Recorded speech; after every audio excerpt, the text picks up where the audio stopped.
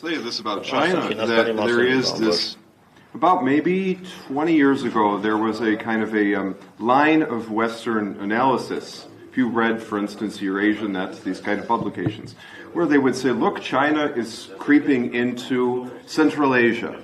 The Russian influence is growing in Kyrgyzstan, in Kazakhstan, in these countries. And, shouldn't Russia be worried because China, where they want to dominate this region?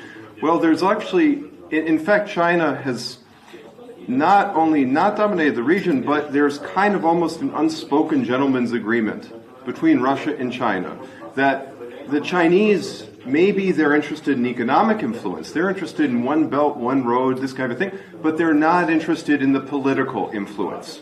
Versus like the Western, geopolitical interests is much more geared toward maybe changing the political dynamics of the region, moving Georgia and Armenia toward EU and NATO, but China, it has not translated into this political element. This is why it's actually quite distinctive, that in the case of Georgia too, Georgia, when we talk about Bedzina Ivanishvili, we talk about the Georgian Dream, it was not necessarily the case, although China, of course, has its interests, that China came to this region independently. The Georgians brought China into the region because they wanted to have kind of a balance, with Russia kind of on the outs, given Saakashvili's, cancellation of Russian relations. It was important to have China as kind of the balancer in terms of relations with the West in many ways.